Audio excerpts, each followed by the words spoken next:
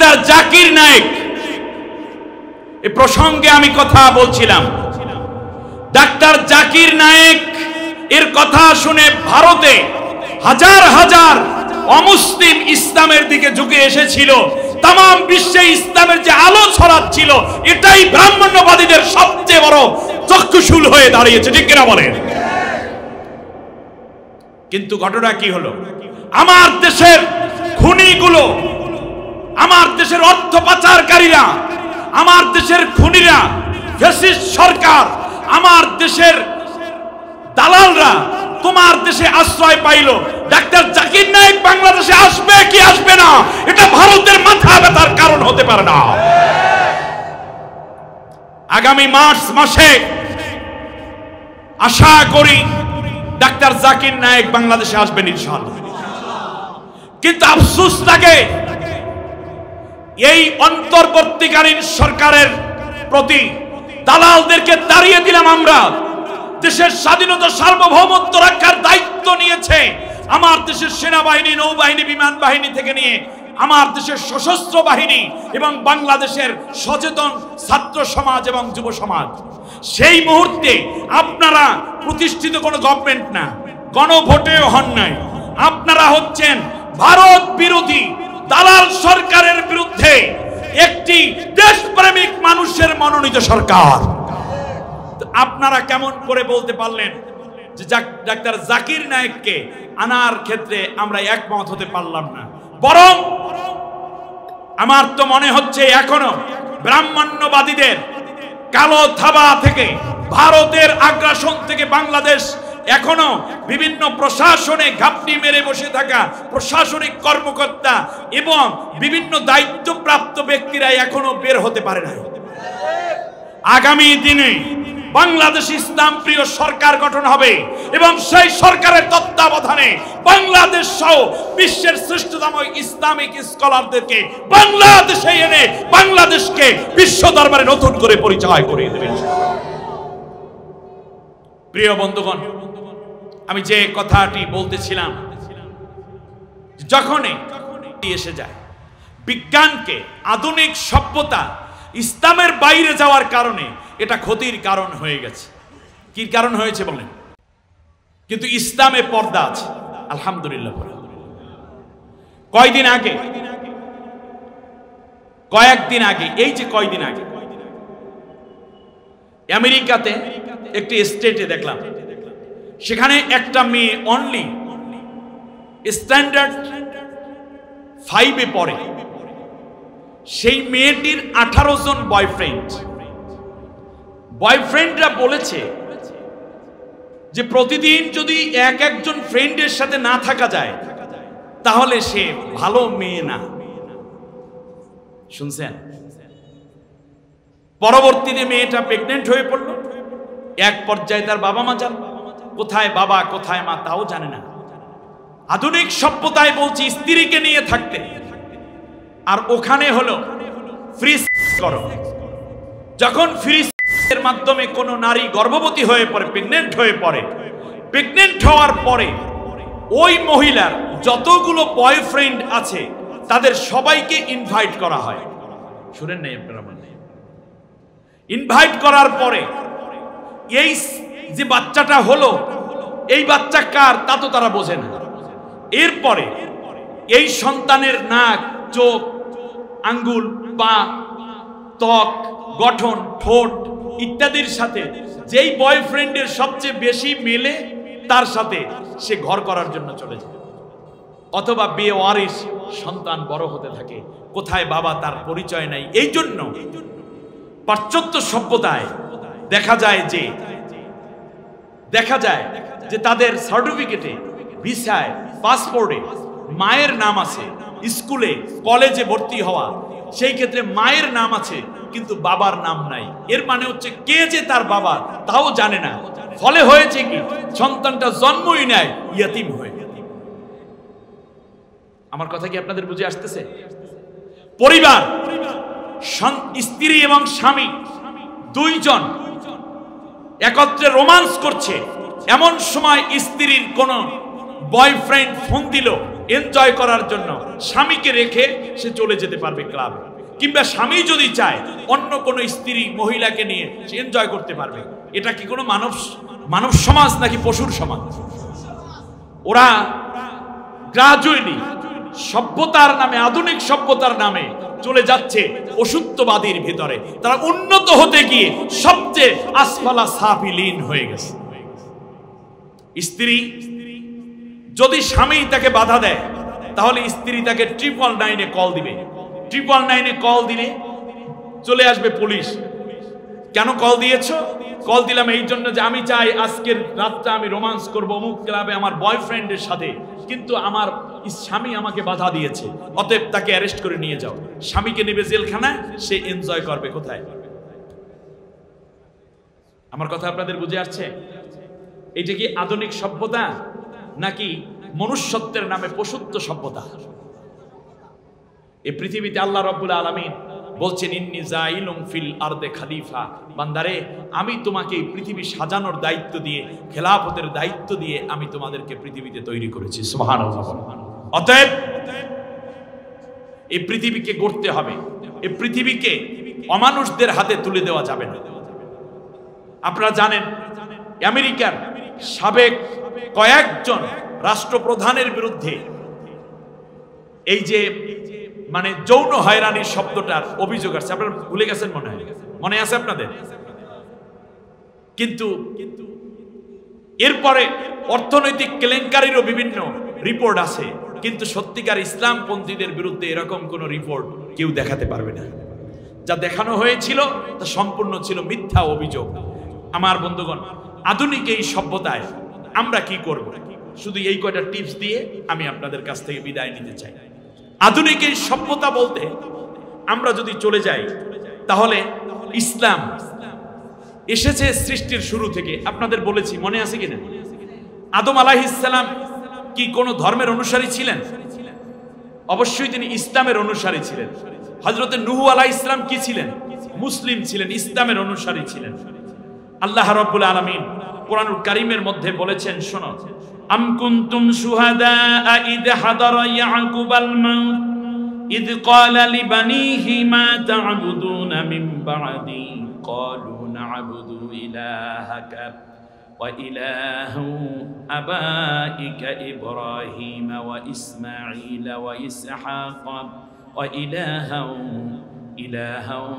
ওয়াহিদান ওয়া নাহনু লাহু মুসলিমুন। ইয়াকুব আলাইহিস সালামের মৃত্যুর সময় তার সন্তানদেরকে ডাকলেন, বললেন, আমার পরে তোমরা কার পদ্ধতি অবলম্বন করবে? তারা বলল যে অসুবিধা নাই, আমরা তো এর আগে ইব্রাহিম, ইসমাইল, ইসহাক তারা যেই এক আল্লাহর ইবাদত করতে, আমরা সেই আল্লাহর ইবাদত করব এবং আমরা সবাই মুসলিম থাকব। তাহলে কি নবী থেকে ইসলাম না তার আগ থেকে ইসলাম? আল্লাহ রাব্বুল আলামিনের পর বলেন, শোনো, ওয়ামা উনসিলা ইলা ইব্রাহিম ওয়া ইসমাঈল ওয়া ইসহাক ওয়া ইয়াকুব ওয়াল আসবাতি ওয়ামা উতিয়া মূসা ওয়া ঈসা ওয়ামা উতিয়ান নাবিয়্যুনা মির রাব্বিহিম লা নুফাররিকু বাইনা আহাদিম মিনহুম ওয়া নাহনু লাহু মুসলিমুন। সুবহানাল্লাহ। এর আগে যত নবী এসেছে, ইব্রাহিম, ইসমাইল, ইসহাক, ইয়াকুব, এরপরে মূসা, ঈসা এবং যত নবী আছে, আল্লাহ তাআলা বলেন সব নবী ছিল মুসলিম। এই নবীদের মধ্যে কোনো পার্থক্য ছিল না। তা সব নবী কি ছিলেন? তার উম্মতেরাও কি ছিলেন? মুসলিম ছিলেন। আল্লাহ রাব্বুল আলামিন বলছেন, শোনো, নূহ আলাইহিস সালাম যাকে দ্বিতীয় আদম বলা হয়, আল্লাহ রাব্বুল আলামিন বলেন, এই নূহও বলেছিল ওয়া উমিরতু আন আকুনা মিনাল মুসলিমিন। সূরা ইউনূসের 72 নম্বর আয়াতের মধ্যে আল্লাহ রাব্বুল আলামিন বলেন, আমার নূহও বলেছিল, আমাকে আল্লাহ অর্ডার করেছেন আমি যেন মুসলমান হয়ে থাকি। সুবহানাল্লাহ বলেন। এরপর আমাদের নবী কি বলছেন শুনুন। আল্লাহ তাআলা বলছেন, ফাআকিম ওয়াজহাকা লিদ-দীন। ও নবী, তুমি দ্বীন ইসলামের উপরেই প্রতিষ্ঠিত থাকো। সুবহানাল্লাহ বলেন। এরপর আল্লাহ তাআলা বলছেন, ফাআকিম ওয়াজহাকা লিদ-দীনি হানিফা। ও নবী, আমি যে উদার নীতি একটা দিন ব্যবস্থা দিয়েছি, তুমি এটার উপরে প্রতিষ্ঠিত থাকো। আল্লাহ নবীও সেই কথাই জবাব দিলেন বিশ্ববাসীর সামনে, কুল ইন্নানি হাদানি রাব্বি ইলা সিরাতিম মুস্তাকিম দীনান কিয়ামান মিল্লাতা ইব্রাহিম হানিফা ওয়া মা কানা মিনাল মুশরিকিন। আমি ওই ইব্রাহিমের ইসলামের উপরেই আছি, আমি মুশরিকদের অন্তর্ভুক্ত নই। সুবহানাল্লাহ বলেন। আল্লাহ রাব্বুল আলামিন নবীর কাছে ওহী করলেন, নবী আবার বলছেন, ইন্নামা উমিরতু আন আ'বুদা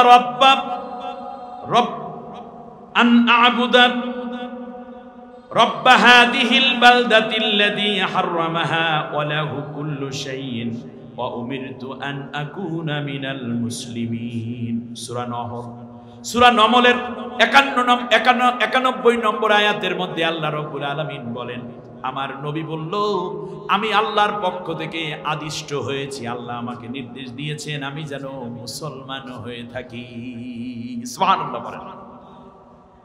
আল্লাহ রাব্বুল আলামিন বলেন, নবী গো, ইহুদিরা, মুশরিকরা, কাফেররা যদি তোমার কিংবা না মুজাসিরা, কেউ যদি নাসারা যদি তোমার বিরুদ্ধে কোনো কথা বলতে থাকে, তোমার সাথে তর্ক করে, তাহলে তুমি বলে দাও, ফাইন হাজ্জুকা ফাকুল আসলামতু ওয়াজহিয়া লিল্লাহি মানিত্তাবাআন। আল্লাহু আকবার।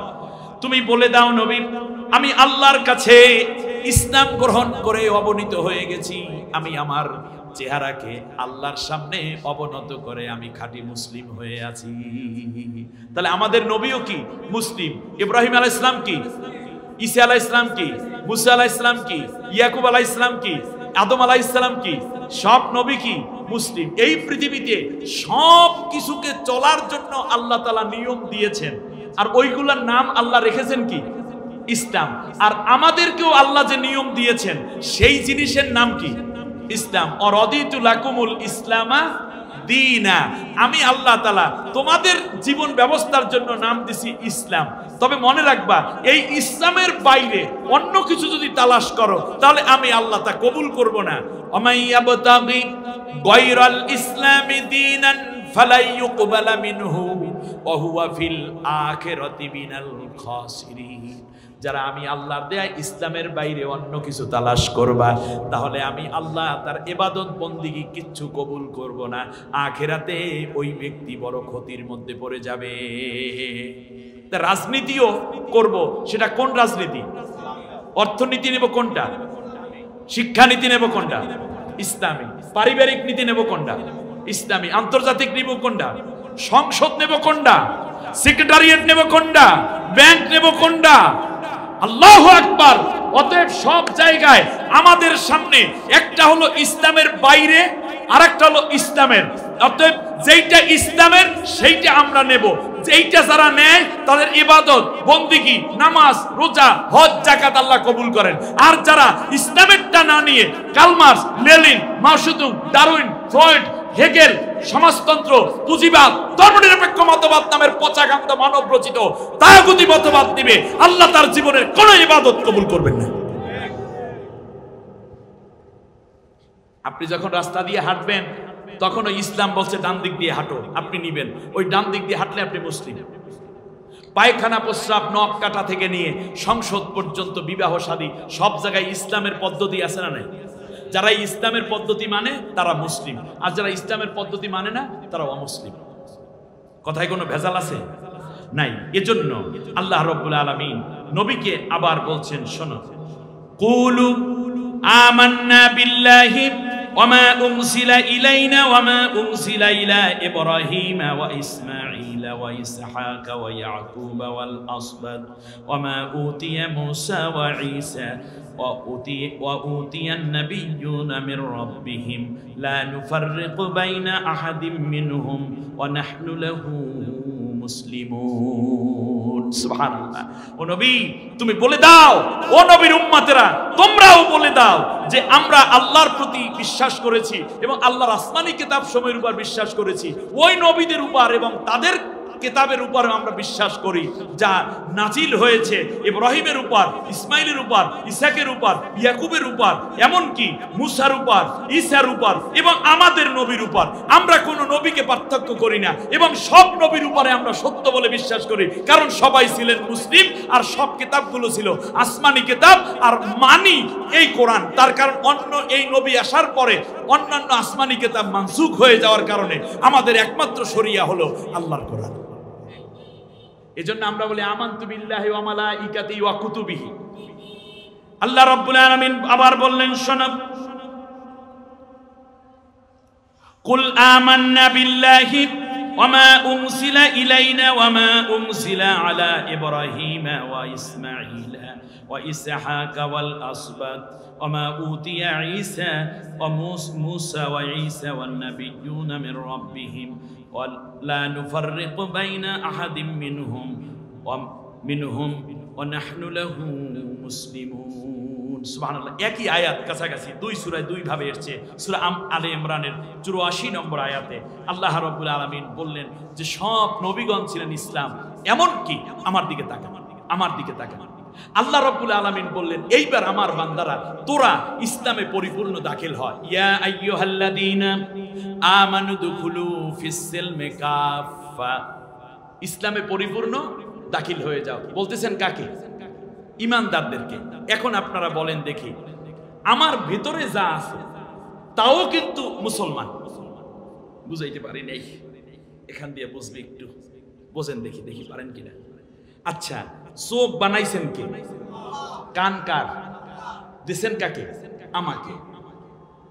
জিহ্বা, ব্রেন, নাক, kidney, liver, blood valve, heart, পাকস্থলী, জীবন, যৌবন, দাড়ি, চুল। আচ্ছা বলেন তো দেখি, এইগুলো কার কথা শুনে? ইয়েস। এবার দেখেন, আমি চাই না, আমি ব্যক্তিগতভাবে আমি জামালউদ্দিন চাই না আমার দাড়ি পেকে যায়, কিন্তু পাকে কিনা চেষ্টা করে ওই কাঁচা রাখতে পারতেছি। তাহলে বোঝা যায় দাড়ি আমার কথা কার কথা শুনে? আচ্ছা, আমি চাই না আমার দাঁত পড়ে যাক, কিন্তু এখানে অনেক দাঁত পড়া মুরব্বী আছেন না? নাই? আপনি কি দাঁত পড়ে যাক চান? চান না, কিন্তু দাঁত পড়ে কিনা, তাহলে বোঝা যায় দাঁত আমার নিয়ন্ত্রণে নাই। খেয়াল করেন কথাটা। আচ্ছা, আমি চাই না আমার চোখের আলো কমে যাক, আমি যেন ঝকঝকা ফকফকে 8 বছরের 9-10 বছরের বাচ্চার মতো দেখতে পারি, 16 বছরের যুবকের মতো দেখতে পাই, কিন্তু আসলে কি পারা যায়? চোখের আলো আস্তে আস্তে কমে কিনা? তাহলে চোখে আমার কথা কার কথা শুনে? তাহলে চোখ কার নিয়ন্ত্রণে? আচ্ছা, আল্লাহ রাব্বুল আলামিন চোখ দিয়েছেন দেখার জন্য, সেটআপটা দিয়েছেন কে? কথা বলেন। এই সিদ্ধান্ত কার? আল্লাহ। কিন্তু কোন ডাক্তার যদি বলে যে না এখন থেকে, আর কান দিয়েছেন কেন? শোনার জন্য। কান দিয়েছেন কেন? আর চোখ দিয়েছেন দেখার জন্য। এই সিদ্ধান্ত কার? কেউ যদি বলে যে না এখন থেকে কান দিয়ে দেখবো, চোখ দিয়ে শুনবো, এটা কি পসিবল? দেখা সম্ভব না। ঠিক তেমনি আল্লাহ তাআলা মুখ দিয়েছেন বলার জন্য, নাক দিয়েছেন শ্বাস নেওয়া এবং ঘেরান নেওয়ার জন্য, ঠিক কিনা বলেন? এখন যদি কেউ বলে এখন থেকে আমরা অপারেশন কইরা মুখ দিয়ে শ্বাস নেব, নাক দিয়ে খাবো, শান্তি না অশান্তি? অশান্তি। কারণ এই যে কাজ করতে হবে, এই সেটআপ কাজ আল্লাহ তাআলা হৃদযন্ত্রকে দিয়েছেন রক্ত পাঞ্চ করে গোটা শরীরে ছড়িয়ে দেওয়ার জন্য, আর বক্ষকে দিয়েছেন নাকের মাধ্যমে শ্বাস নিয়ে বুকের মধ্যে অক্সিজেন ধরে রাখার জন্য। এখন যদি কেউ চিন্তা করে যে রক্ত ছড়াইবে লাংস আর শ্বাস নেবে মানে হৃৎপিণ্ড, এটা কি সম্ভব? সম্ভব না। কেউ যদি চিন্তা করে, আল্লাহ বলছেন নারী গর্ভ ধারণ করবে আর পুরুষ সন্তান তার স্পার্ম দিবে, কেউ যদি চিন্তা করে পুরুষেরাই এখন থেকে গর্ভ ধারণ করবে আর নারীরা জন্ম দেবে, এটা কি সম্ভব? তাহলে বলুন তো দেখি, তাহলে আমার এই অঙ্গ প্রত্যঙ্গ গুলোতে আল্লাহ তাআলা যাকে দিয়ে যেই কাজ করাচ্ছেন সে সেই কাজ করছে কিনা? উল্টা করছে না। তাহলে বলুন তো ভিতরে কার কথা শুনতেছে? আল্লাহর কথা। ভালো করে বুঝুন আল্লাহর কথা, তাহলে বোঝা যায় আমার জীবনের 95% অলরেডি মুসলমান হয়ে আছে। ইসলাম গ্রহণ করে আছে। শুধু আমি, এই শব্দটা আমি, শুধুমাত্র আমি মুসলমান হইলাম না। এর মানে আমার ইচ্ছা, আমার আকাঙ্ক্ষা, আমার চাওয়া পাওয়া আমি আল্লাহকে দিতে পারলাম না। চোখ আল্লাহর কথাই শোনে, দেখতে বলছে চোখ দেখতেছে, শুনতে বলতেছে কান, কান ঠিকই শুনতেছে, বক্তব্য দিতে বলছে কণ্ঠ ঠিকই আওয়াজ দিচ্ছে, লিভারকে বলেছেন আল্লাহ তাআলা রক্তগুলো রিফাইন করবা, ঠিক করে যাচ্ছে, পাকস্থলীকে বলছেন খাবার নরম করে দিবি, ঠিক করতেছে, পায়খানার রাস্তায় সোপরা যাচ্ছে, প্রস্রাবের থলিতে পানিগুলো চলে যাচ্ছে, দুইটাকে আবার ফিল্টারিং করে দিচ্ছে কিডনি, কিডনি তার দায়িত্ব পালন করছে। সে অমুসলিম না, সে আল্লাহর হুকুম মেনে মুসলমান হয়ে আছে। সব কিছু অ্যাচিভমেন্ট নিয়ে আমার যে একটা শক্তি তৈরি হলো, এই শক্তিটা আল্লাহ আমাকে কন্ট্রোল করেন নাই। বলছেন এটাও যদি আমি কন্ট্রোল কইরা তোরে আমারই গোলাম বানাইতে বাধ্য করি, তাহলে গরুকেও বাধ্য করলাম, ছাগলকেও বাধ্য করলাম, পাখিকেও বাধ্য করলাম, সূর্যকেও বাধ্য করলাম, চন্দ্রকেও বাধ্য করলাম, তাহলে তুই মানুষ আশরাফুল মাখলুকাত থাকবি না। এই জন্য এইটা তোরে ছেড়ে দিলাম। তবে তোর জন্য আমি রাদিতু লাকুমুল ইসলামা দীনা, ইসলাম দিয়া আমি আল্লাহ তাআলা আমি শান্তি পাইছি। ইন্না দীনা ইনদাল্লাহিল ইসলাম, ইসলামী জীবন ব্যবস্থাই একমাত্র আমার অনুমোদিত। তাহলে বান্দা तमाम পৃথিবীও কুল্লু লিল্লাহি কানিতিনা ওয়ালাউ আস্তামা মান ফিস সামাওয়াতি ওয়াল আরদ, আসমান জমিনে যা আছে সবকিছু ইসলাম গ্রহণ করে আছে। এরপরে তোর দেহের ভিতরে যা আছে তাও ইসলাম গ্রহণ করে আছে। কেবলমাত্র তুই নামক একটি শব্দ, যেটার নাম নফস, এইটা যদি মুসলমান না হইয়া মরো, তাহলে আমি আল্লাহর কাছে তোর কোনো উপায় থাকবে না। ওয়ালা তামুতুন্না ইল্লা ওয়া আনতুম, হাত উঁচু করে আপনি কথা বলছেন, এই হাতটাও আল্লাহর হুকুমে আপনি উঁচু করতে করতে হাত উঁচু হবে, এই অর্ডার সে ফলো করতেছে। চোখকে বলছে দেখবি, সে দেখতেছে। মুখকে বলছে তুই কথা বলবি, জিহ্বা নড়াচড়া করবে, 52টা হৃদয় এখানে কাজ করতে থাকে, তারপর একটা শব্দ বের হয়। আল্লাহ রাব্বুল আলামিন বললেন সব ঠিক করবি, কিন্তু সব কিছু যেহেতু আমার কথায় মুসলমান হয়ে আছে, এখন তোর ওই স্বাধীনতাটুকু যদি আমি বলি তুইও মুসলমান, তাহলে জান্নাত জাহান্নাম লাগে না। এই জন্য তুইও যেন মুসলমান হয়ে যাও, সেই জন্য নবী পাঠাইছি, যুগে যুগে কিতাব পাঠাইছি, তারপরে জ্ঞান দিলাম। অতএব তুই যেন তোর এই আত্মমর্যাদাটুকু আমি আল্লাহর কাছে আত্মসমর্পিত করে, আল্লাহ আমার ব্যক্তি জীবন, পারিবারিক জীবন, সামাজিক জীবন, রাজনৈতিক জীবন, অর্থনৈতিক জীবন, আমার ভোট, আমার মিছিল, আমার ক্যানভাস, আমার মাহফিল, আমার নামাজ, আমার ঘুম, আমার নিদ্রা, আমার বিবাহ, আমার সংসার, আমার ব্যবসা, সব আল্লাহ তুমি যেইভাবে বলছো আমি সেইভাবে চলবো। এই জন্য আল্লাহ নিজে ইসলাম নাজিল করেছেন, আর এই জীবন পদ্ধতি নাজিল করে আল্লাহ বললেন এইটার মধ্যে আমি ইসলামের রূপরেখা কেমন হবে সবটা আমার নবীর মাধ্যমে বাস্তবায়ন করে দেখাই দিলাম। তোরা যদি এইটা ফলো করতে পারো, কোরআন ফলো করো, আর নবী যেইভাবে ইসলাম মেনেছে ওইভাবে মানতে পারো, তাহলে পরকালে তোরা জান্নাতে আসতে পারবি। আর ওই 5% যদি এলোমেলো করে যাও, তাহলে মনে রাখবি তোর দেহ একদিন নিথর হয়ে যাবে, কারণ ও তো আমার আনুগত্য করে। অতএব দেহকে আমি নেব না, তোর ওই যে নফসটা, এইটাকে আমি আল্লাহ রাব্বুল আলামিন জাহান্নামের আরেকটা দেহ তৈরি করে, তারপরে তোর জাহান্নামের আগুনে অনন্তকাল পোড়াইতে থাকবে। এবং দুনিয়ায় তুমি আমার দ্বীন ইসলাম মানছো কিনা, কবরে 3টা কোশ্চেনের একটা কোশ্চেন, মার রব্বুকা ওমা দীনুকা। শয়তান দিন বানাইছে এই 5%-এর ভিতরে। দেখেন চোখ ঘুমায়, চোখে যদি হঠাৎ ঘুম আসে, আপনি হাজার চেষ্টা করেও কিন্তু ঘুম না ঘুমাইয়া পারবেন না। আবার চোখ যদি না ঘুমায়, আপনি 5টা ট্যাবলেট বড়ি খাইয়াও কোনো কাজ হবে না, ঠিক কিনা বলেন? সুতরাং মনে রাখতে হবে আপনার পায়খানা প্রস্রাবও হয় আল্লাহর হুকুমে। এরকম বহু মানুষ আছে যারা পায়খানা হওয়ানোর জন্য বহুত ঔষধ খায়, কিন্তু হয় না। আর একজন আসছে মোটামুটি পান্তা ভাত খায়, পেট ভরিয়ে ডেইলি 2বার পায়খানা করে, শরীরটা পুরো ক্লিয়ার, গেঞ্জি একটা গায়ে দেয়, কান্দের মধ্যে একটা গামছা লইয়া সুবহানাল্লাহ, আজান দিলে তাড়াতাড়ি দৌড়ে মসজিদে আল্লাহু আকবার, আল্লাহ খুব ভালো আছে। 10টা ঘুমের বড়ি খাইয়া আরামের বিছনায় মোড়ামুড়ি করতেছে। আর এক লোক গিয়া দেখেন যে মোটামুটি রিকশার মধ্যে, অটোর মধ্যে দুপুর বেলা চৈত্র মাসের দিনে এমন নাক ডাকা ঘুমতেছে, প্যাসেঞ্জার যায় এই জব্বর ওট বাড়া যাবি না, ওট কি না ছড়েন ঘুমাই লই আগে। লক্ষ লক্ষ টাকা খরচ করে সন্তান পাচ্ছে না, আর যাইয়া দেখেন বাড়ির কাছে রশিদ নাজি, হায় রে আল্লাহ, 8টা ফোলা 2টা মাই, কি করবেন? সুবহানাল্লাহ বলবেন না? ইসলাম, আল্লাহ রাব্বুল আলামিনের এই সিদ্ধান্তগুলোকে আমাদের মেনে নেওয়ার নাম ইসলাম।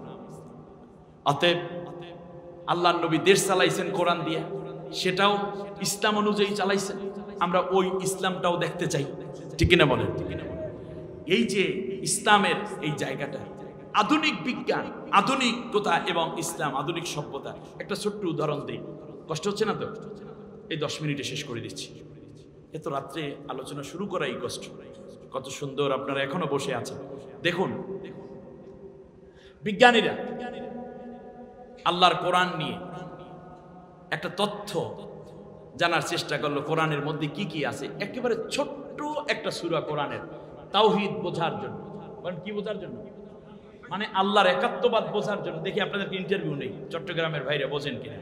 তাওহীদ বোঝার জন্য একেবারে ছোট্ট একটা সূরা আছে। এই সূরাটার নাম কি বলেন দেখি? সূরা ইখলাস। ইয়েস, এই সূরাটা সবাই জানেন। এই সূরাটার মধ্যে আল্লাহ তাআলা বলেন কুল হুয়াল্লাহু আহাদ। হে নবী, আপনি বলুন আল্লাহ কয়জন? এক এবং এক। আল্লাহুস সামাদ, তিনি সমস্ত মুখাপেক্ষীহীন, তিনি কারো মুখাপেক্ষী নন, তাম মাখলুকাত তার কাছে ধর্ণা ধরতে বাধ্য। লাম ইয়ালিদ, তিনি কারো জন্মেন না। অলাম ইউলাদ, এবং তিনি কাউকে জন্ম দেন নাই। লাম ইয়ালিদ, তিনি কাউকে জন্ম দেন নাই এবং তিনিও কারো জন্মের না। অলাম ইয়াকুল্লাহু কুফুয়ান আহাদ, তার মতো কিচ্ছু নাই, সমকক্ষ কেউ নেই। এই সূরার মধ্যে একটু খেয়াল করেন, এই সূরাটির মধ্যে সর্বমোট আয়াত আছে 3টা। কয়টা? এটা কি জোর না বেজোর? বেজোর। আল্লাহ কি বেজোর? আল্লাহ কি বেজোর? আয়াত কয়টা? তাহলে বেজোর সূরা, বেজোর আয়াতের সূরা, আল্লাহ এক, এই জন্য বেজোর আকারে আয়াতটা সেটআপ দিয়েছেন। এবং আল্লাহ বললেন আশ-শাফিঈ ওয়াল ওয়িত্রে, জোরেরও কসম বেজোরেরও কসম। জোরের কসম কেন? জোরের কসম হইলে আল্লাহ পৃথিবীতে যা বানাইছেন সব জোড়ায় জোড়ায় বানাইছেন। সুবহানাল্লাযী খলাকাল আজওয়াজা কুল্লাহা মিম্মা তুনবিতুল আরদু ওয়া মিন আনফুসিহিম ওয়া মিম্মা লা ইয়ালামুন। সুবহানাল্লাহ। যে যা দেখো তোমরা দুনিয়ায় আছে, মানুষ, গাছপালা, তরুলতা কিংবা উদ্ভিদ যা আছে, সব কিছুকে আমি আল্লাহ জোড়ায় জোড়ায় বানাইছি, একটাও বেজোর বানাইনি। অতএব বোন, তুমি বিয়ের আগে চালাকি কইরা অন্য পুরুষের কাছে নিজের যৌবন সুপে অসতী হয়ে যেও না। তোমার জন্য আল্লাহ একটা জোড়া বানাই রাখছে। হে যুবক ভাই, তোমার জন্য আল্লাহ একটা জোড়া বানাই রাখছে। আল্লাহ তাআলা সৃষ্টি হলো জোড়ায় জোড়ায়, আর আল্লাহ নিজের হইলেন বেজোর। এই জন্য কোন শাফিয়ে ওয়াল উইত্রে, যে বেতের নামাজ পড়ে, বেতের নামাজ কি জোরের নামাজ না বেজোরের নামাজ? বেজোর। বাস শেষ। এখন মজার আরেকটা ব্যাপার এই সূরাটার মধ্যে আছে। যেমন এই সূরাটির মধ্যে মোট আয়াত অক্ষর হলো 47টা। কতটা? 47টা। এই 47টা অক্ষরের মধ্যে এমন একটা জায়গায় গিয়ে আল্লাহ তাআলা বেজোর করেছে। 47 সংখ্যাটা জোর না বেজোর? বেজোর। বাস, তাই বেজোর সূরা, বেজোরের পরিচয়, বেজোর আয়াত, বেজোর অক্ষর। খেয়াল করেন না মনে হয়? কারণ আল্লাহর পরিচয় দেওয়ার জন্য তো আল্লাহ এই সূরাটা দিয়েছেন। এই জন্য এত কিছু কারিশমা এটার মধ্যে আছে, এত এজাজ আল্লাহ এখানে রেখেছে। এখন আমার সাথে একটু পড়েন, কুল হুয়াল্লাহু আহাদ আল্লাহুস সামাদ লাম ইয়ালিদ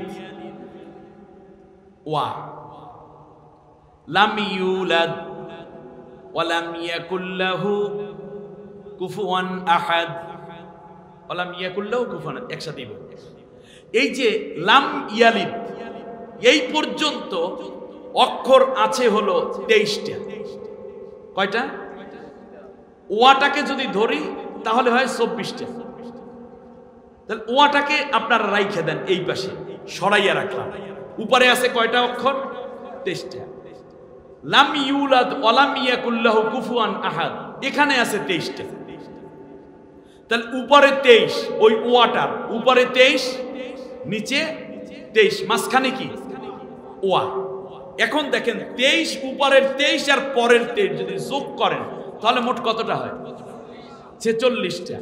এখন এই 23 আর 23কে যদি একই করতে চাই, তাহলে জোড়া বানাইতে চাই, তাহলে 46কে যদি আমরা জোড়া বানাই তাহলে কয়টা জোড়া হবে?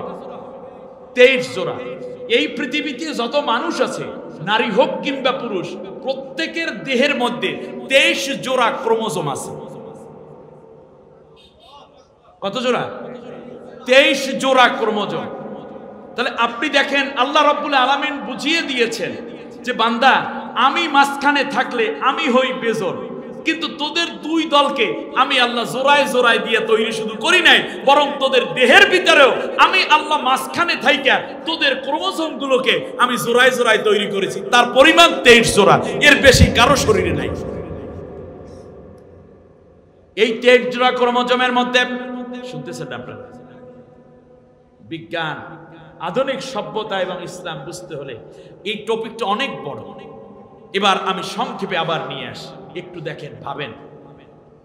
আল্লাহ রাব্বুল আলামিন বুঝাইয়া দিলেন এই 23 জোড়া ক্রোমোজোমের মধ্যে 22 জোড়া ক্রোমোজোম পুরুষের মধ্যে আমি যা দিয়েছি, তার মধ্যে 23 জোড়া ক্রোমোজোমের মধ্যে একটা মাত্র ক্রোমোজোম। কত? একটা মাত্র ক্রোমোজোম, অর্থাৎ 22 জোড়া এবং একটা, সবগুলার মধ্যে ক্রোমোজোম হইল এক্স এক্স এক্স। শুধুমাত্র একটার ভিতরে আল্লাহ রাব্বুল আলামিন বানাইয়া রেখেছেন ওয়াই। কথা কয় না? একটা কি? Y chromosome. 22.5 কি? এক্স। আর একটা মাত্র। আর মহিলাদের দেহের ভেতরে যে 23 জোড়া ক্রোমোজোম আছে, সব ক্রোমোজোম গুলোর মধ্যে আল্লাহ রাব্বুল আলামিন এক্স বানায়া রেখেছেন। এক এক ক্রোমোজোমের 1000 কাজ থাকতে পারে, কোটি কাজের ফাংশন আছে তার ক্রোমোজোমের মধ্যে, কিন্তু সেক্সুয়াল যেই জায়গাটা সেগুলো এক্স দিয়ে ভরা, কোনো ওয়াই নাই। এবার খেয়াল করুন, পুরুষের দেহ থেকে যখন সহবাসের সময় এক্স চলে যায়, আর নারী তো ওয়াই নাই, এই জন্য এক্স আর এক্স এ মিলে হয় কন্যা। কিন্তু যখন পুরুষ তার এই 22.5 বাদ দিয়ে 1 ভাগের মধ্যে যে ওয়াই আছে, এখান থেকে যখন ক্রোমোজোম নিঃসরিত হয়, এই ওয়াই গিয়ে কোনো স্ত্রীর ওভামের ভেতরে যখন ঢোকে, তখন স্ত্রীর এক্স আর পুরুষের ওয়াই মিলে আল্লাহ রাব্বুল আলামিন পুত্র সন্তান দান করে। সুবহানাল্লাহ, সুবহানাল্লাহ, আল্লাহু আকবার। আল্লাহ রাব্বুল আলামিন বুঝাইয়া দিলেন, বান্দা, এই যে ছেলে হবে নাকি মেয়ে হবে, এটা তোর সিদ্ধান্তে হয় না। তোর বাচ্চা যে যদি মেয়ে হয়, বউরে দোষী করবি না, কারণ এই ওয়াইটা আমি আল্লাহ তোর ভিতরে দিয়েছি। এই জন্য যদি পুত্র সন্তান চাও, তাহলে আমার কাছেই চাইতে হবে। কন্যা সন্তান চাইলেও আমার কাছে চাইতে হবে। তুই 1000 চেষ্টা করেও ওই ওয়াই কোনো দিন দিতে পারবি না। আমি আল্লাহর হুকুম ছাড়া কোনোদিন ওয়াই বের হয় না। সুবহানাল্লাহ, সুবহানাল্লাহ। রব্বি হাবলি মিনাস সলিহিন, রব্বি লা তাজারনি ফারদা ওয়া আনতা খায়রুল ওয়ারিসিন, রব্বি হাবলি মিন লাদুনকা যুররিয়াতান তাইয়্যিবা। এই যাদের বাচ্চা হয় না, তারা এই 3টা দোয়া পড়বেন। বলেন তো দেখি কি? রব্বি হাবলি মিনাস, এরপর কি? রব্বি লা তাজারনি ফারদা ওয়া আনতা খায়রুল, রব্বি হাবলি মিন লাদুনকা যুররিয়াতান তাইয়্যিবা ইন্নাকা সামিউদ দোয়া। এই 3টা দোয়া পড়বেন। এক। দ্বিতীয় হচ্ছে, যাদের সন্তান আদি হয়ে গেছে, ঘরের মধ্যে যখন ঢুকবেন তখন দোয়া পড়বেন, রব্বানা হাবলানা মিন আজওয়াজিনা ওয়া যুররিয়াতিনা কুররাতা আইনি ওয়াজআলনা লিল মুত্তাকিনা ইমামা। আল্লাহু আকবার। ঘরের ভিতর ঢুকবেন আর বলবেন, আল্লাহ তুমি আমার স্ত্রী আমার সন্তানগুলোকে আমার চক্ষু শীতলকারী বানাইয়া দাও, আর তুমি নেককার মানুষের জন্য আমারে নেতা বানাইয়া দাও। সুবহানাল্লাহ। মনে থাকবে, স্ত্রী ভালোবাসে না, সন্তানগুলো কথা শুনে না, ডাকলে কাছে আসে না, এরকম অবস্থা যদি হয়, আজকে যাবেন দরজায় দাঁড়াই একটা সালাম দিবেন, আসসালামু আলাইকুম, নক করে, তারপর স্ত্রী ওয়ালাইকুম সালাম বলবে, আর আপনি মনে মনে পড়বেন বা তাদের দিকে তাকাইয়া বলেন, রব্বানা হাবলানা মিন আজওয়াজিনা ওয়া যুররিয়াতিনা কুররাতা আয়ুনিন ওয়াজআলনা লিল মুত্তাকিনা ইমামা। আল্লাহ, আমার স্ত্রী, আমার সন্তানকে আমার চক্ষু শীতলকারী বানাইয়া দাও, ওদেরকে দেখে আমার চোখ যেন গরম করা না লাগে, ও আমাকে দেখলেও যেন ওদের চোখ গরম না হয়। আল্লাহ, চক্ষু শীতলকারী বানাও, আর নেককার মানুষের নেতা আমারে বানাই দাও। সুবহানাল্লাহ বলেন। ইমাম সাহেব নামাজের মধ্যে এই দোয়া পড়ে, আর পরবর্তী যদি বলা হয় আসেন চেয়ারম্যানিতে আপনি দাঁড় করো, রাজনীতি আমি করি না, এই ইমামের পিছনে নামাজ পড়ি না।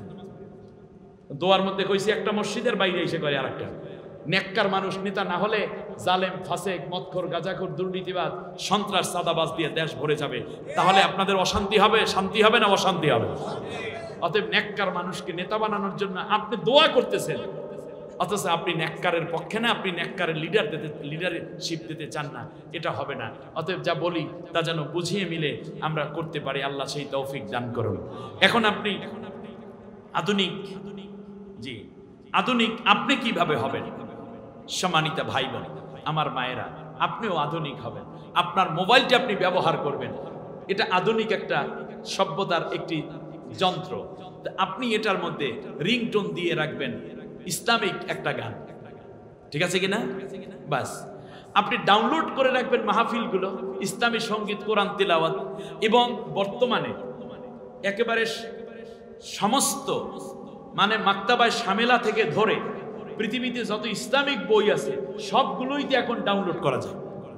আপনি আপনার মোবাইলটা দেখেও যেন বোঝা যায় আপনি এটা একটা মুসলমানের মোবাইল, মোবাইলটাকে আপনি মুসলমান বানাই ফেলাইবেন, ঠিক আছে কিনা?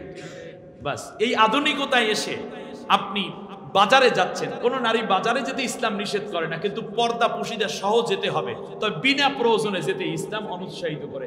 অকরনা ফি বুয়ুতিকুন্না ওয়ালা তাবাররাজনা তাবাররুজাল জাহিলিয়াতিল উলা, বিনা প্রয়োজনে ঘরের বাইরে যাইও না, আর যদি যেতে হয় তাহলে জাহেল নারীদের মতো যাইও না।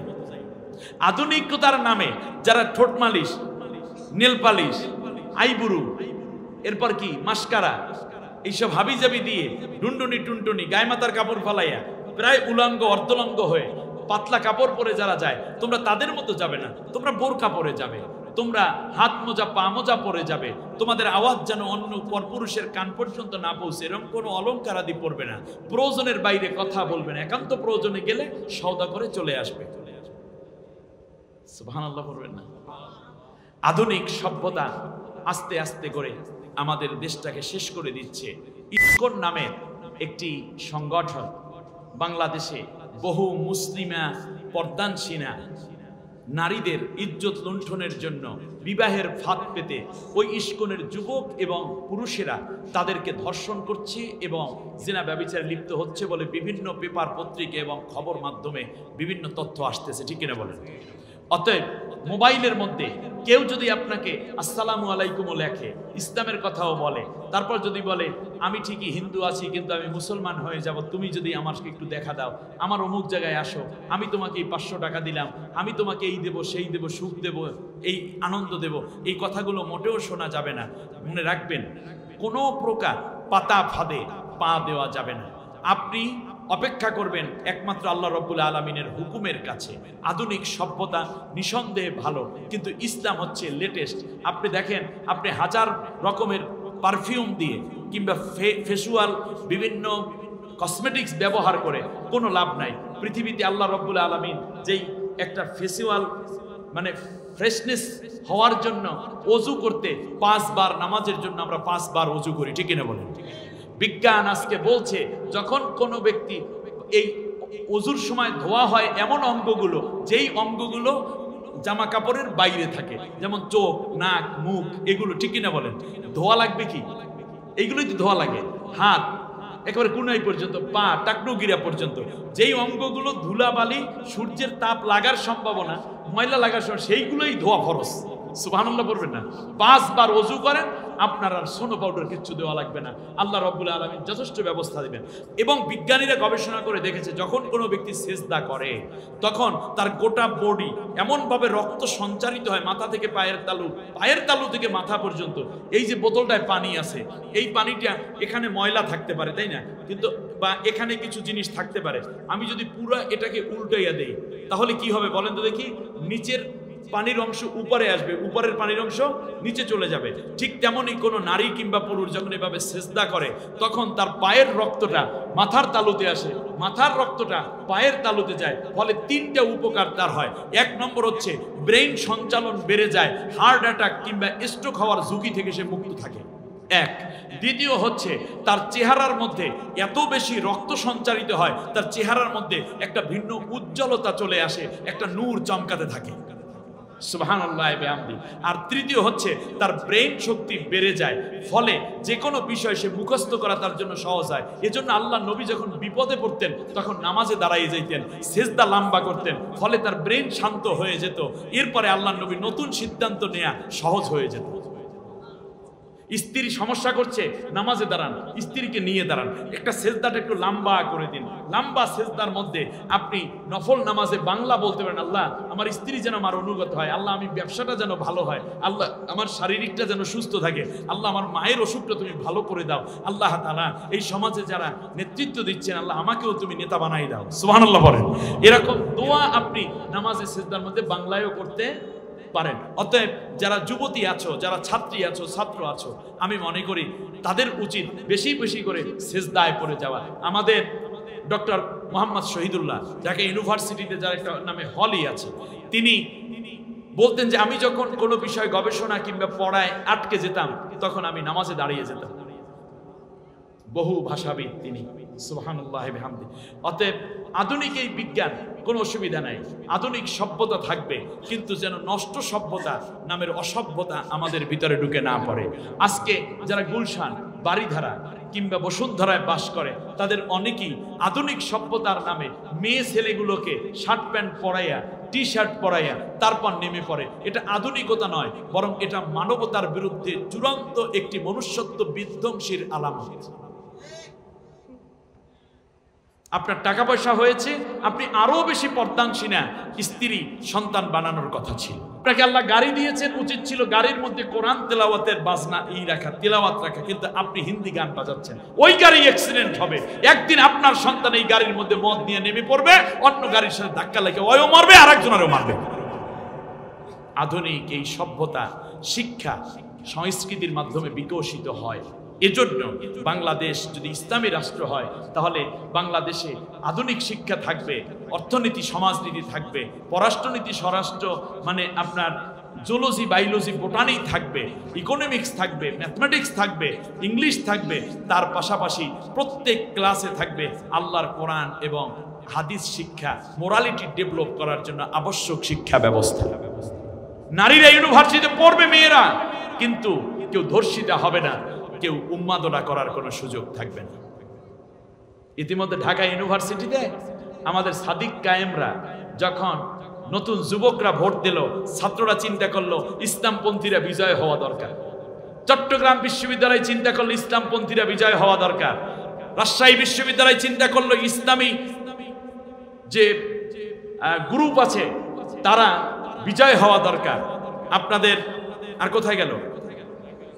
জাহাঙ্গীরনগর বিশ্ববিদ্যালয়ে তরুণ ছাত্ররা চিন্তা করলো, নতুন চিন্তা তাদের মাথার ভিতরে, এখানে ইসলামপন্থীদের ক্ষমতায় আসা দরকার। তাহলে দেখুন ওরা কি কম মেধাবী নাকি মেধা বেশি? ওরা কি আমাদের মতো না বেশি আধুনিক? ওরা বেশি আধুনিক, ওরা বেশি স্মার্ট, ওরা বেশি সচেতন, ওরা বেশি শিক্ষিত, ওরা বেশি উন্নত ধারণা, ওরা বাংলাদেশকে বেশি ভালোবাসে, কারণ ওরা জীবন দিয়েছে, রক্ত দিয়েছে। তারা চিন্তা করেছে ইসলামপন্থীদেরকে বিজয় দিলে দেশটা ভালো থাকবে, আমাদের ইউনিভার্সিটি ভালো থাকবে, ক্যাম্পাস ভালো থাকবে। আমি মনে করি নতুন প্রজন্মের 3 কোটি ভোটার চিন্তা করে রেখেছে আগামীর পার্লামেন্টে ইসলামপন্থীরা গেলেই পুরো দেশটাই ভালো থাকবে। সম্মানিত ভাইরা, আমরা যারা মুরব্বী আছি আমরা কি এই চিন্তা করব না? অতএব আগামীর দিন ইসলাম হোক, ইসলাম এবং আধুনিক সভ্যতার একটা দ্বন্দ্ব আছে, সেই দ্বন্দ্ব মোকাবেলা করার জন্য জ্ঞান দরকার, আমাদের উন্নত সংস্কৃতি দরকার। আল্লাহ রাব্বুল আলামিন আজকের আলোচনা যা হলো সেটা বুঝে আমাদেরকে, আমরা কি আধুনিক সভ্যতার নামে যা অসভ্যতা তৈরি হচ্ছে সেই দিকে যাব নাকি ইসলামের দিকে থাকব? ছেলের বয়স 18 বছর হয়ে গেলে, মেয়ের বয়স 18 বছর হয়ে গেলে মেয়েটা এবং ছেলেটা বাবার সাথে আর রিলেশন থাকে না, আহা আর যত্ন থাকে না। অথচ ইসলাম বলেছে যদি মা বাবা বৃদ্ধ হয়ে যায়, বার্ধক্যে পৌঁছে যায়, তারপরেও তারে ধমক দেবা না, তার সাথে নরম ভাষায় মিষ্টি ভাষায় কথা বলবা। তাহলে ইসলামের রিলেশন জীবন মৃত্যু এবং মরার পরেও যারা দুনিয়ার বুকে একই ইসলাম এবং নীতিতে আদর্শে ছিল, আল্লাহ নবী বলেছেন তারা একই জান্নাতের মধ্যে থাকবে। আল্লাহ নবী বলেছেন মান সাল্লা সালাতানা ওয়াস্তাকবালা কিবলাতানা ও আকালা জাবিহাতানা কাদালিকাল মুসলিম, যে ব্যক্তি আমাদের নামাজের মতো নামাজ পড়ে, যারা আমাদের কিবলাকে কিবলা মানে এবং আমাদের জবেহ করা প্রাণী খায়, তারা সবাই মুসলিম। অতএব এই যে মারামারি কাটাকাটি গালিগালাজ করা, এটা আধুনিক সভ্যতার আরেকটি লেটেস্ট ভার্সন। সুতরাং আমরা হুজুররা হুজুরদেরকে গালিগালাজ করছে, আলেম আলেমদেরকে গালিগালাজ করছে, এক আলেম আর এক আলেমদের বিষোদাকার করছে। এইগুলো যদি হয় এটা সভ্যতা হয় নাই, এটা ইসলাম হয় নাই, এটা জাহিলিয়াত হয়েছে। সুতরাং আসুন না আমরা যেন আমাদের চিন্তা চেতনায়, শিক্ষায়, সংস্কৃতি, ওঠা বসায়, চলাফেরায় ইসলামকে পরিপূর্ণভাবে প্রেজেন্ট করতে পারি। আমরা রিপ্রেজেন্টেটিভ মানে আমরা যেন এটাকে উপস্থাপন করতে পারি। আমরা যেন বারবার ইসলামের দিকে, ইসলামের শ্রেষ্ঠত্ব এবং আধুনিকতাকে নিয়ে আমরা যেন কাজ করতে পারি। আল্লাহ সেই তৌফিক দান করুন। আলাইহি তাওয়াক্কালতু ওয়া ইলাইহি উনীব। নামাজের সূরাতে সবাই একবার আলহামদু সূরা, 3 বার কুল হুয়াল্লাহু পড়ুন।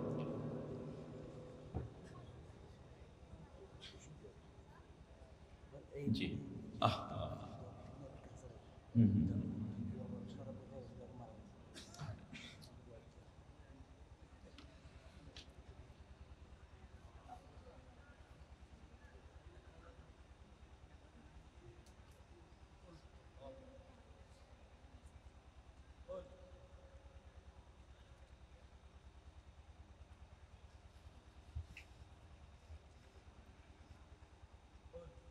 اللهم صل على محمد وعلى آل محمد كما صليت على إبراهيم وعلى آل إبراهيم إنك حميد مجيد اللهم بارك على محمد وعلى آل محمد كما باركت على إبراهيم وعلى آل إبراهيم إنك حميد مجيد নবীকে একটু সালাম দেই আমরা। আসসালাতু ওয়াসসালামু আলাইকা ইয়া রাসূলুল্লাহ, আসসালাতু ওয়াসসালামু আলাইকা ইয়া হাবিবাল্লাহ, আসসালাতু ওয়াসসালামু আলাইকা ইয়া সাইয়্যিদাল মুরসালিন, আসসালাতু ওয়াসসালামু আলাইকা ইয়া রাহমাতাল লিল আলামিন। কোন বক্তব্য আছে আপনাদের? আল্লাহুম্মা আমিন। আলহামদুলিল্লাহি রাব্বিল আলামিন ওয়াসসালাতু ওয়াসসালামু আলা রাসূলিহিল কারীম। রব্বানা যালামনা আনফুসানা ওয়া ইল্লাম তাগফির লানা ওয়া তারহামনা লানাকুনান্না মিনাল খাসিরিন। রব্বুল আলামিন আল্লাহ তাআলা 11তম তাফসীরুল কোরআন মাহফিলের আখিরি মুনাজাতে শত শত নারী পুরুষ গভীর রাতে তোমার দুয়ারে ভিক্ষুকের মতো হাতগুলো বাড়িয়েছি। জীবন ভরে যত গুনাহ করেছি, কোরআনের বরকতে, নবীর মহাব্বতে আমাদের চোখের পানির বিনিময়ে জিন্দেগির তামাম গুনাহ রাশি মাফ করে দাও। গুনার বোঝা মাথায় লইয়া দেশ বিদেশে ঘুরি, কোন দিন জানি আজরাইলের হাতে ধরা পড়ি। আল্লাহ তাআলা কত আলেম ওলামাই মজলিসে হাত বাড়িয়েছেন, তাহাজ্জুদ গুজার কত আবেদ রয়েছেন, পর্দার আড়ালে আবেদা বান্দা বান্দি হাফেজে কোরআন। তোমার ঘর জিয়ারতকারী হাজী সাহেবান আছে তোমার রাস্তায়, দ্বীনের পতাকা উড্ডীনের স্বপ্নে শহীদি কাফেলার সাথী ভাইরা রয়েছেন। আল্লাহ, যার চোখের পানি দেখলে তোমার বেশি মায়া লাগে, যার কান্নার আওয়াজ তোমার আরশ পর্যন্ত গিয়ে ধাক্কা খায়, তাদের হাতের বদৌলতে আমাদের সকলের মুনাজাত কবুল করে না। দয়া করে যতদিন দুনিয়ায় বাঁচাইয়া রাখবেন, কোরআনের পথে নবীর আদর্শ মতে ইসলামী নীতিতে চলার মতো তৌফিক আমাদেরকে নসিব করে দাও রব্বুল আলামিন। আল্লাহ কোরআনের ময়দান থেকে একজন বান্দা বান্দিকেও এক জাররা গুনাহ বাকি রেখে বাড়িতে ফিরাইও না। আল্লাহ কোরআনের মাঠ থেকেও যদি গুনাহ নিয়ে বাড়িতে ফিরতে হয়, কোথায় গেলে গুনাহ মাফ হবে আমাদের জানা নয়। আল্লাহ যত অপরাধ করেছি দয়া করে তুমি গোপন রেখেছো, গোপন অবস্থায় আল্লাহ তুমি আমাদের সবাইকে মাফ করে বাড়িতে ফিরাইয়া দাও রব্বুল আলামিন।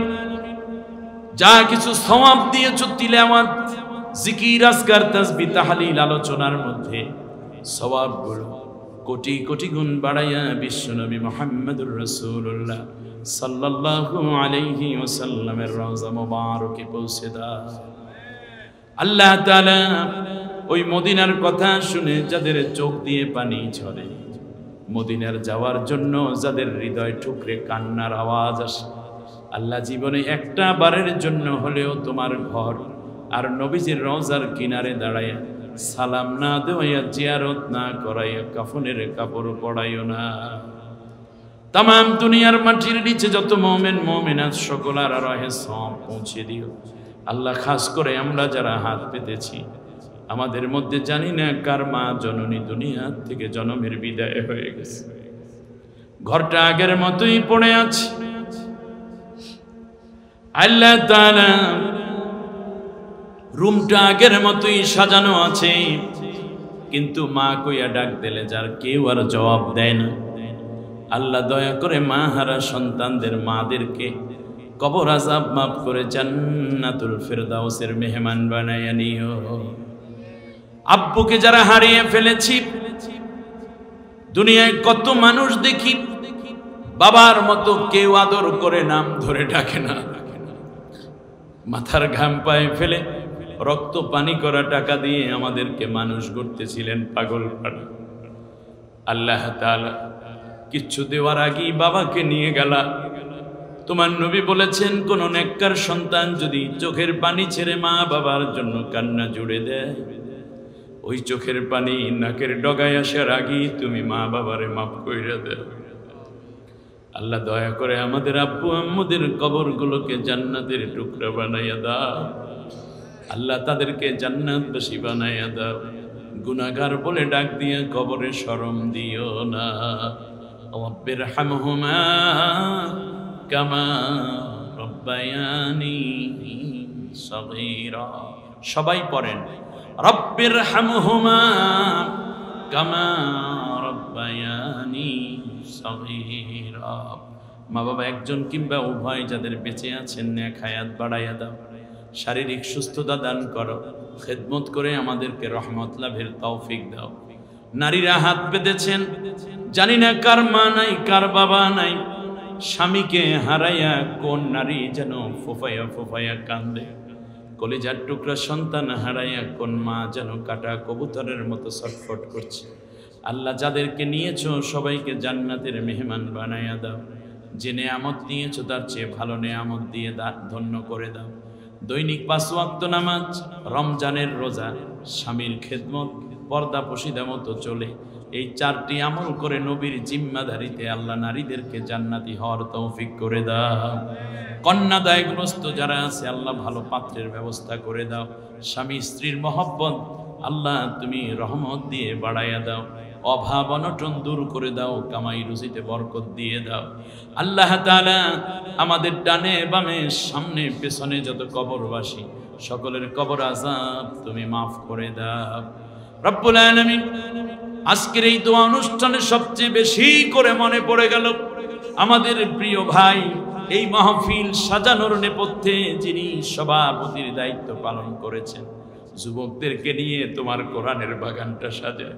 আল্লাহ আমাদের কলিজার টুকরা মোহাম্মদ জালাল ভাইকে আল্লাহ রব্বুল আলামিন তুমি দয়া করে পূর্ণ সুস্থ করে আমাদের মাঝে ফিরাইয়া দাও। আল্লাহ আমি মুসাফির, শত শত কোরআনের শ্রোতা নিয়ে হাত পেতেছি, পৃথিবীর ডাক্তারের কাছে হাত বাড়াই নেই। আল্লাহ তুমি হচ্ছে সবচেয়ে বড় শাফি, তুমি রোগ মুক্তিদাতা। আল্লাহ দয়া করে তুমি আমাদের ভাইকে পূর্ণ সুস্থতার সাথে কোরআনের খেদমত করার তৌফিক দিয়ে দাও। কোরআনের বরকতে আল্লাহ তুমি তাকে শিফায়ে আজিলা, সেহাতে কুল্লিয়া, হায়াতে তৈয়বা দান করে দাও। আল্লাহ তাআলা বিশেষ করে মোহাম্মদ মিজান ভাই, ব্যবসায়ী প্রবাসী ভাই, আল্লাহ তাআলা দয়া করে তুমি অন্যান্য প্রবাসী ভাইরা যারা এই মাহফিলকে সাজানোর জন্য কষ্টার্জিত টাকা দিয়ে থাকেন, জীবনের ঝুঁকি নিয়ে বিদেশে চলে গেছে, স্ত্রী সন্তান মা বাবা ফেলে 2টা টাকা আয় করবে বলে আল্লাহ তাআলা বিদেশে গেছে। প্রথমে দোয়া করি আল্লাহ তুমি আমাদের ভাইদেরকে তোমার রহমত দিয়ে পূর্ণ নিরাপত্তার সাথে বাঁচাইয়া রাখো। যে ব্যবসা করে আল্লাহ কামাই রুজিতে বরকত দিয়ে দাও, ব্যবসার মধ্যে লাভবান করে দাও। আল্লাহ তাআলা আয় রুজির মধ্যে খায়রিয়াত দান করো। দুর্ঘটনা রোগ বালাই থেকে আমাদের ভাইদেরকে তুমি হেফাজত করো। আরো বেশি যেন কোরআনের খেদমত করতে পারে সে তৌফিক দান করে দাও। প্রবাসী ভাইদের সন্তান সন্ততি, স্ত্রী মা বাবা সবাইকে আল্লাহ তুমি নিরাপত্তার সাথে রাখো রব্বুল আলামিন। আল্লাহ তাআলা আমাদের জালাল ভাইয়ের আব্বু, আল্লাহ তাআলা অন্যান্য আত্মীয় স্বজন যারাই কবরবাসী হয়েছেন আল্লাহ সবাইকে তুমি জান্নাতুল ফেরদাউস নসিব করে দাও। জালাল ভাইয়ের আম্মু সহ আমাদের মা যারা বেঁচে আছেন সকল মাদেরকে আল্লাহ তুমি পূর্ণ সুস্থ করে রাখো। কিয়ামত পর্যন্ত এই সমাজ কল্যাণ পরিষদ আল্লাহ যুব উন্নয়ন সংগঠনকে তুমি কবুল করে নাও। আল্লাহ যা বলা হলের মধ্যে যা ভুল হয়েছে তুমি মাফ করে দাও। সহি কথাগুলো আমাদের জীবনে আমল করার তৌফিক দাও। আল্লাহ ইসলামের কথা শুনলাম, আধুনিকতার কথা শুনলাম, ইসলামী আধুনিকতার মধ্যে সব বোঝা সবই ইসলাম। আল্লাহ তোমার কাছে আরজ করি এই ইসলামী রাষ্ট্র, ইসলামী নিয়ম জীবনে একবারও হলেও চোখে দেখার মতো তৌফিক আমাদেরকে নসিব করে দাও। আল্লাহ আগামীর বাংলাদেশকে কোরআনের দেশ হিসাবে যেন আমরা গড়ে তুলতে পারি সেই তৌফিক দান করে দাও। ইসলামপন্থীদের মুখে আল্লাহ তুমি হাসি ফুটাইয়া দিও। যারা আমিন আমিন বলছেন, যার মনে যত কষ্ট তুমি দূর করে দাও, যার মনে যত নেক আশা আল্লাহ তুমি পুরা করে দাও। আল্লাহ যারা অসুস্থ সবাইকে কোরআনের বরকতে তুমি শিফা দান করে দাও। আল্লাহ তাআলা যারা মৎস্য ব্যবসায়ী এবং জেলে সকলকে আল্লাহ তাআলা ব্যবসা লাভবান করো। জেলে ভাইদের জালের মধ্যে মাছ দাও, কৃষক ভাইদের ক্ষেতের মধ্যে ফসল দিয়ে দাও। আল্লাহ তাআলা আমাদেরকে তুমি তোমার খাঁটি গোলাম, খাঁটি মুসলিম নবীর উম্মত হয়ে বসবাসের তৌফিক দান করে দাও। মরণ যেদিন আসবে কোরআনের কথা বলছি, কোরআনের পথে চলছি, এমন অবস্থায় শাহাদাতের মাউত নসিব করে দিও। আল্লাহ তাআলা আমি তো কিচ্ছু দিতে পারলাম না, এই সংগঠনের সভাপতি সহ অন্য ভাইরা যারা খেদমত দিয়েছেন তোমার হাতে সুপর্দ করে দিলাম। জীবনের প্রয়োজনে কিছু চাইলে তুমি কাউকেও খালি ফিরাইবা না রব্বুল আলামিন। পরিশেষে তোর দুয়ারে আরজ করি, মসজিদের বারান্দার খাট যেই দিন ঘরের সামনে হাজির হয়ে যাবে, কাফনের কাপড় আনতে কেউ বাজারে যাবে, বড়ই পাতা গরম পানিতে জনমের গোসলের আয়োজন চলবে। আল্লাহ এই কঠিন মুহূর্তে কলিজার টুকরা সন্তান কিংবা ভালো আলেম দ্বারা সূরা ইয়াসিন কানে শুনতে শুনতে আরামের মরণ দিও। মরণ তো দিবে আল্লাহ, শাহাদাতের মাউত আমাদেরকে নসিব করে দিও। ইন্তেকালের সময় নবীজির নূরের চেহারা খানা দেখতে দেখতে পরাণ পাখি বের করে নিও।